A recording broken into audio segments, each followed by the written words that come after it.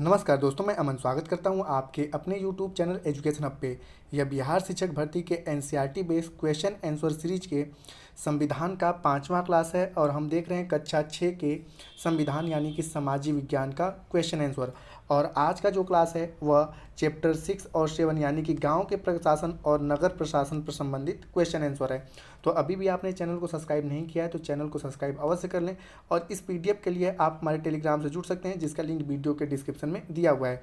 तो चलिए बढ़ते हैं क्वेश्चन की तरफ। तो यहाँ पे पहला क्वेश्चन पूछा गया है कि जमीन को नापना और उसका रिकॉर्ड रखने का कार्य किसका होता है? पटवारी का, सरपंच का, वार्ड के प्रमुख का, उपरोक्त में से एक से अधिक या उपरोक्त में से कोई नहीं। तो जमीन के नापने और उसके रिकॉर्ड रखने का कार्य पटवारी का होता है, तो सही आंसर होता है आपका ए। अब पटवारी को अलग अलग जगहों पे अलग अलग नामों से जाना जाता है। पटवारी को लेखपाल भी कहा जाता है और कई जगहों पे इसे कानूनगो के नाम से भी जाना जाता है।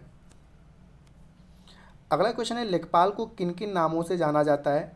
पटवारी, ग्रामीण अधिकारी, कानूनगो, उपरोक्त में से एक से अधिक या उपरोक्त में से कोई नहीं। तो जैसा कि मैंने बताया कि पटवारी को लेखपाल भी कहा जाता है, पटवारी भी कहा जाता है, ग्रामीण अधिकारी भी कहा जाता है और कानूनगो भी कहा जाता है। तो इस प्रकार से सही आंसर होता है डी कि उपरोक्त में से एक से अधिक क्वेश्चन आंसर जो है आपके सही है, क्योंकि पटवारी को लेखपाल, ग्रामीण अधिकारी, कानूनगो के नाम से जाना जाता है। अगला क्वेश्चन है, निम्नलिखित कथनों पर विचार कीजिए। पहला कह रहा है कि पटवारी जमीन को नापने के लिए लंबी लोहे के जंजीर का इस्तेमाल करता है जिसे जरीब कहा जाता है, तो बिल्कुल सत्य है आपका। दूसरा कह रहा है कि पटवारी किसानों से भूमि कर इकट्ठा करता है और सरकार को अपने क्षेत्र में उगने वाली फसलों के बारे में जानकारी देता है, तो यह भी आपका सत्य है। तीसरा कह रहा है पटवारी अपने द्वारा रिकॉर्ड किए गए सूचनाओं को समय समय पर दुरुस्त यानी कि चेंज करता रहता है, तो यह भी आपका स्टेटमेंट सही है। और चौथा कह रहा है उपरोक्त में से एक से अधिक सही है और पांचवा कह रहा है उपरोक्त में से कोई नहीं। तो यहाँ पे सही आंसर होता है डी कि पटवारी के बारे में जो स्टेटमेंट दिए गए हैं वह एक से अधिक सही हैं। अगला क्वेश्चन है, छोटे स्तर पर जमीन से जुड़े विवाद किसके द्वारा सुने जाते हैं? जिलाधिकारी, तहसीलदार, उच्च न्यायालय, उपरोक्त में से एक से अधिक या उपरोक्त में से कोई नहीं। तो छोटे स्तर पर जो जमीन से जुड़े हुए विवाद होते हैं उसे जमींदारी कहा जाता है। ठीक है, जमींदारी में क्या होता है, जमीन से जुड़े विवाद होते हैं और लड़ाई झगड़े से जो विवाद होते हैं उसे हम लोग फौजदारी के नाम से जानते हैं। तो छोटे स्तर पे जो जमीन से संबंधित विवाद होता है उसे तहसीलदार के द्वारा विवाद का निवारण किया जाता है। तहसीलदार के द्वारा विवाद का निवारण किया जाता है, तो यहाँ पर सही आंसर होता है आपका बी। अगला क्वेश्चन है, विद्यार्थियों के लिए जाति प्रमाण पत्र कौन जारी करता है? जिलाधिकारी, तहसीलदार, सरपंच, उपरोक्त में से एक से अधिक या उपरोक्त में से कोई नहीं। तो विद्यार्थियों के लिए जो जाति प्रमाण पत्र होता है वह जिलाधिकारी और तहसीलदार दोनों के द्वारा जारी किया जाता है, सरपंच के द्वारा जारी नहीं किया जाता है। हालांकि दो ऑप्शन सही है, तो यहाँ पे हम कह सकते हैं उपरोक्त में से एक से अधिक आंसर आपका सही है, क्योंकि जाति प्रमाण पत्र जिलाधिकारी और तहसीलदार दोनों जारी करते हैं। अगला क्वेश्चन है कि हिंदू अधिनियम धारा 2005 के बारे में विचार करें। पहला कह रहा है कि इस कानून के मुताबिक हिंदू परिवारों में बेटों, बेटियों और उनकी मां को जमीन में बराबर हिस्सा मिलता है, तो बिल्कुल आपका सही है। दूसरा कह रहा है कि यह कानून सभी राज्यों और केंद्र शासित प्रदेशों में लागू है, यह भी सही है आपका। तीसरा कह रहा है कि इस कानून से बड़ी संख्या में औरतों को फायदा हुआ, तो यह भी आपका सही है। तो यहाँ पे आपका सही आंसर होता है डी कि उपरोक्त में से एक से अधिक स्टेटमेंट सही है। अगला क्वेश्चन है, निम्नलिखित में से नगर निगम के काम कौन कौन से हैं? तो पहला कह रहा है कि सड़कों पर ट्यूबलाइट लगवाना, कूड़ा इकट्ठा करना, तो बिल्कुल सही है। दूसरा कह रहा है पानी की सुविधा उपलब्ध कराना, ये भी सही है। तीसरा कह रहा है सड़कों व बाजारों की साफ सफाई का काम करना, तो यह भी नगर निगम का काम आता है। तो सही आंसर होता है कि उपरोक्त में से एक से अधिक आपके आंसर सही हैं। अगला क्वेश्चन, निम्नलिखित में से नगर निगम का क्या काम है? पहला कह रहा है नगर निगम स्कूल की स्थापना करता है और उसे चलाता है, तो यह भी सही है। कुछ स्कूल जो होते हैं नगर निगम के द्वारा स्थापित होते हैं और पूर्ण रूप से संचालित भी नगर निगम के द्वारा ही होते हैं। दूसरा कह रहा है कि शहरों में दवाखाने और अस्पताल भी चलाता है, यह भी सही है आपका। तीसरा कह रहा है यह बाग बगीचों का रखरखाव भी करता है, तो नगरों के बीच में पार्क बनाए जाते हैं उसके रखरखाव की भी जिम्मेदारी किसकी होती है? नगर निगम की भी होती है, तो यह भी आपका सही है। तो सही आंसर होता है कि उपरोक्त में से एक से अधिक काम जो है वह नगर निगम के हैं, तो सही आंसर होता है डी। अगला है आपका कि नगर प्रशासन चलाने वाले संस्था को क्या कहते हैं? ग्राम पंचायत, नगर पंचायत, नगर निगम, उपरोक्त में से एक से अधिक या उपरोक्त में से कोई नहीं। तो नगर प्रशासन चलाने वाली संस्था को नगर निगम के नाम से जाना जाता है। तो सही आंसर होता है आपका सी। अगला क्वेश्चन है, नगर प्रशासन चलाने वाले संस्था को नगर निगम कहा जाता है। छोटे कस्बों में इसे किस नाम से जाना जाता है? नगर निगम, नगर पालिका, ग्राम पंचायत, उपरोक्त में से एक से अधिक या उपरोक्त में से कोई नहीं। तो जो बड़े संस्था वाले होते हैं उन्हें नगर निगम कहा जाता है, और छोटे कस्बों वाले जो होते हैं उसे नगर पालिका के नाम से जाना जाता है। तो सही आंसर होता है आपका बी, कि छोटे कस्बों के वाले जो होते हैं वह आपके नगर पालिका होते हैं। छोटे कस्बों वाले आपके नगर पालिका, और बड़े कस्बों वाले जो होते हैं वो नगर निगम होते हैं, वो नगर निगम होते हैं। अगला है कि निम्नलिखित कथनों पर विचार कीजिए। पहला कह रहा है, शहर को अलग अलग वार्डों में बांटा जाता है और हर वार्ड से एक पार्षद का चुनाव होता है। तो बिल्कुल सत्य है। दूसरा कह रहा है कि कुछ पार्षद मिलकर समितियां बनाते हैं जो विभिन्न मुद्दों पर विचार विमर्श करके निर्णय लेते हैं। तो यह भी सत्य है। तीसरा कह रहा है, पार्षद समितियां एवं पार्षद विभिन्न मुद्दों पर निर्णय लेने का काम करते हैं, पर उन्हें लागू करने का काम नगर आयुक्त यानी कि कमिश्नर और प्रशासनिक कर्मचारी करते हैं। तो यह भी आपका सत्य है। तो सही आंसर होता है कि उपरोक्त में से एक से अधिक आंसर जो हैं आपके सही हैं। तो सही आंसर होता है डी। अगला है कि निम्नलिखित कथनों पर विचार कीजिए। पहला कह रहा है, नगर आयुक्त और प्रशासनिक कर्मचारियों की सरकार के द्वारा नियुक्ति की जाती है। तो बिल्कुल सही है। दूसरा कह रहा है कि पार्षद का निर्वाचन होता है, यानी कि वार्ड में जो पार्षद होते हैं उनका क्या होता है? निर्वाचन होता है। तो ये भी आपका सही है। तो यहाँ पे कह सकते हैं कथन 1 और 2 दोनों सही है। तो सही आंसर होता है बी। अगला क्वेश्चन है, सूरत शहर में प्लेग की, यहाँ पे प्लेट नहीं होगा, यहाँ पे प्लेग होगा। प्लेग की बीमारी कब फैली थी? 1992 में, 1993 में या 1994 में?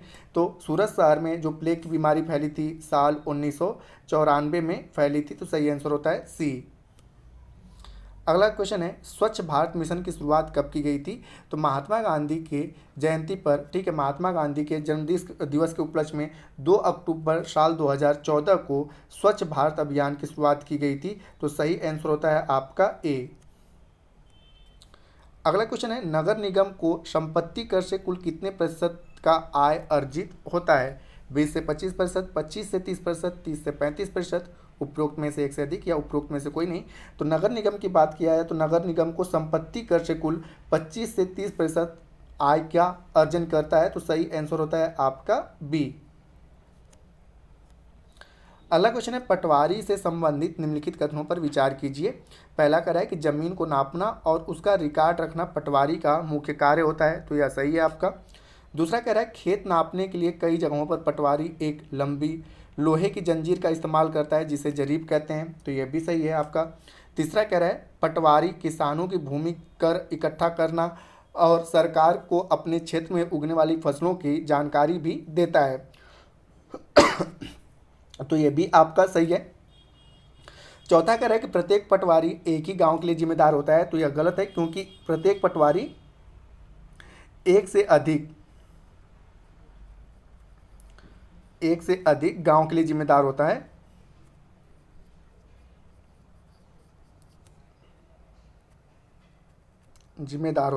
तो इस प्रकार से चौथा वाला गलत है। तो यहाँ पे सही कौन सा होता है? क्या है, कौन सा कथन सत्य है? तो 1, 2 और 3 सही है। तो सही आंसर होता है आपका ए।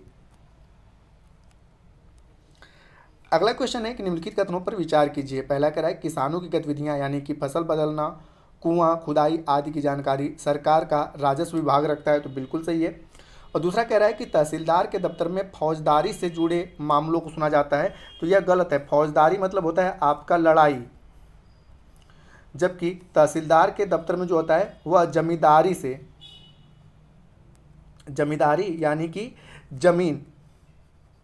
जमीन से संबंधित मामलों को सुना जाता है, न कि फौजदारी से। तो पहला वाला सही है, दूसरा वाला गलत है। तो पूछ रहा है कौन सा कथन सत्य है? तो आपका केवल पहला वाला स्टेटमेंट आपका सत्य होता है। तो सही आंसर होता है आपका ए। अगला क्वेश्चन है कि हिंदू उत्तराधिकार संशोधन अधिनियम 2005 के संदर्भ में निम्नलिखित कथनों पर विचार कीजिए। पहला कह रहा है, इसके अनुसार पैतृक संपत्तियों में बेटों बेटियों और उनकी मां को बराबर का हक मिलेगा, तो बिल्कुल सही है। दूसरा कह रहा है कि इस कानून को भिन्न भिन्न राज्यों में ने अपने यहाँ नियम के अनुसार अपनाया, तो यह गलत है क्योंकि यह सभी राज्यों में, भारत के 28 प्लस 8 राज्यों में, ठीक है, एक समान रूप से लागू है।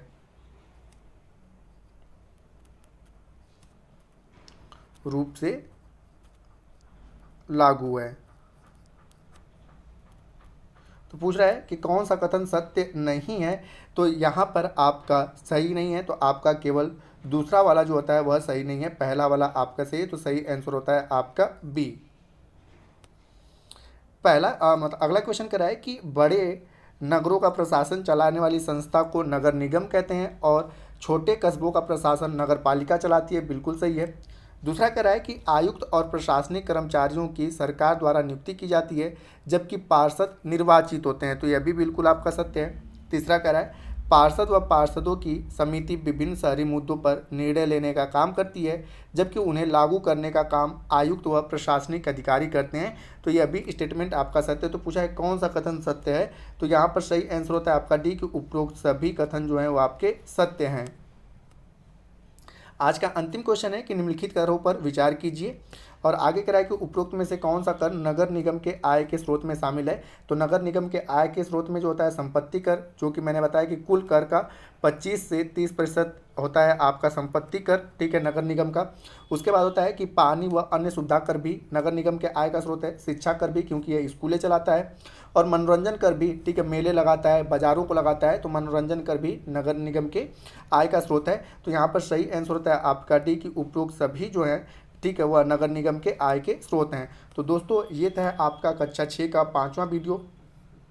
6वां वीडियो जो होगा कक्षा 6 का लास्ट वीडियो होगा, उसके बाद हम कक्षा 7 में आ जाएंगे और उसके विभिन्न चैप्टरों को इसी प्रकार से एक एक पॉइंट को आप लोगों के लिए लेकर आएंगे। तो उम्मीद करता हूं कि आपको यह वीडियो पसंद आया होगा। तो वीडियो पसंद आए तो वीडियो को लाइक करें, कमेंट करें तथा अपने दोस्तों के साथ शेयर करें, और चैनल पर नए हैं तो चैनल को सब्सक्राइब अवश्य करें। और इस पीडीएफ को प्राप्त करने के लिए आप हमारे टेलीग्राम से जुड़ सकते हैं जिसका लिंक वीडियो के डिस्क्रिप्शन में दिया हुआ है। तो वीडियो के अंत तक बने रहने के लिए धन्यवाद। मिलते हैं जल्दी नेक्स्ट वीडियो में।